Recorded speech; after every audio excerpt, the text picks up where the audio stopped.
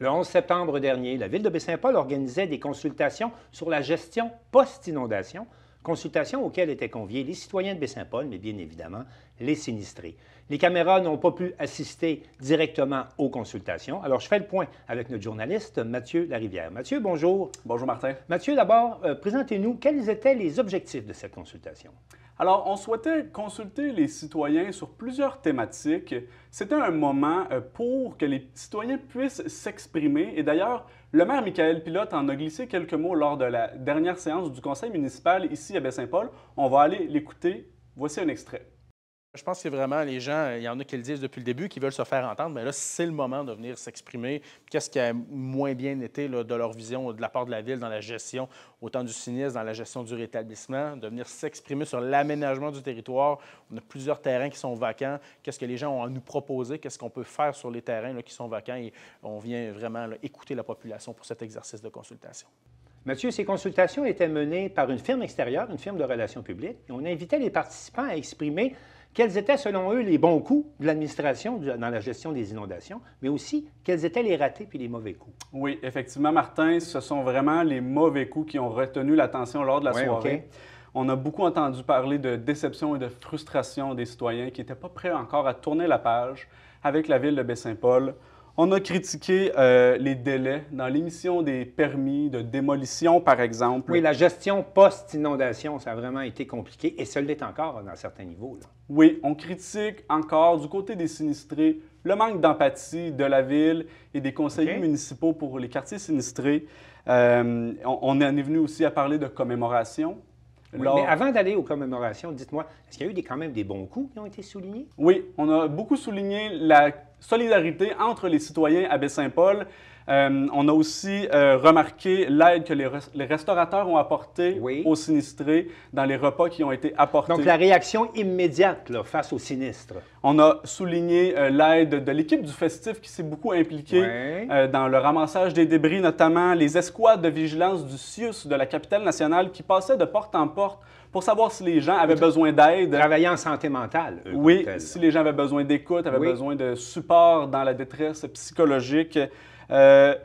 Malgré les critiques qui ont été dirigées vers la Ville, on a reconnu que la gestion des dons a été bien opérée. Les citoyens ont dit qu'ils ont reçu l'aide dans un délai qui était raisonnable. Oui, rappelons, Mathieu, que les collectes, l'argent populaire, les dons avaient récolté jusqu'à 260 000 pour les sinistrés, donc c'est important. Mais j'aimerais savoir, comment les citoyens ont réagi lorsqu'on leur a dit qu'il faudrait peut-être commencer à commémorer ces événements, parce que ça a été tragique pour la Ville? Oui, effectivement, Martin, ça a été tragique. Le mot d'ordre des 20 citoyens qui étaient présents lors de la première consultation, c'était « on n'est pas rendu là, c'est trop tôt ».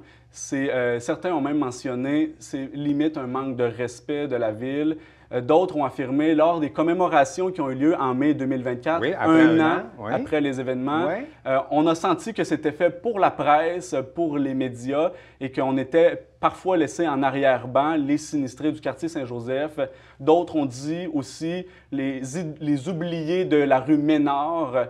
Ça a été une critique qui a été dirigée vers la Ville de Baie-Saint-Paul. Donc, le dossier est encore trop chaud pour commencer à commémorer quoi que ce soit. Effectivement. Mais est-ce qu'on sait qu'est-ce qu'on va faire avec les espaces vacants? Parce que là, avec les démolitions qui se multiplient, il y a de plus en plus d'espaces vacants dans les zones qui ont été inondées. Est-ce qu'on sait qu'est-ce qu'on va faire avec ça? Est-ce qu'on a commencé à aborder un peu? Plusieurs suggestions ont été amenées. On a notamment mentionné des infrastructures naturelles, des parcs pour les enfants, des parcs éponges aussi qui pourraient absorber l'eau lors de crues potentielles futures. On a mentionné que on ne voulait pas que le quartier Saint-Joseph devienne une voie de contournement dans Baie-Saint-Paul ou qu'on y crée des stationnements. On souhaite que ça reste un quartier familial. Et de façon générale, les sinistrés qui étaient présents ont indiqué « nous souhaitons que ce soit décidé par et pour les sinistrés ». Donc, pas nécessairement que tous les gens du Grand Baie-Saint-Paul qui ne... décident de qu'est-ce qu'on fait avec le terrain vide à côté de chez moi. Exactement. Dites-moi, est-ce que ces consultations pourraient servir à prévenir l'avenir? C'est drôle à dire comme ça, mais on risque d'avoir d'autres inondations ou d'autres. On sait que les changements climatiques sont forts. Est-ce qu'on a réussi à porter une vision sur l'avenir? Oui, absolument. Certains citoyens ont indiqué nous vivons dans une ère de transition climatique, Oui, si on peut dire. Justement. Et Baie-Saint-Paul n'y échappera pas. Il y a de potentiels sinistres qui pourraient se produire dans la municipalité. Donc, que devrons-nous faire?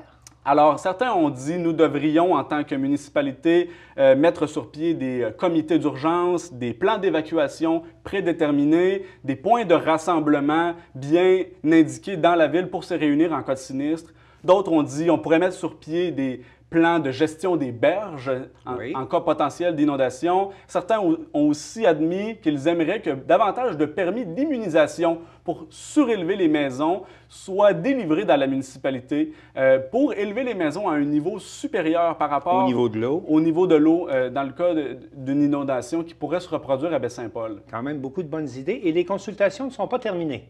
Non. Alors, nous avons assisté à la première consultation. Oui. Il y en a 4 à venir dans les prochaines semaines. Je les écoute. mentionne rapidement. Le mardi 17 septembre à 19 h à l'Aréna Luc et Marie-Claude, l'Aréna municipale de Baie-Saint-Paul. Oui. Mercredi 18 septembre à 10 h en avant-midi. Lundi 23 septembre à 16 h, fin d'après-midi. Et mardi 24 septembre en soirée à 19 h. Monsieur Larivière, merci beaucoup et au plaisir. Merci, Martin.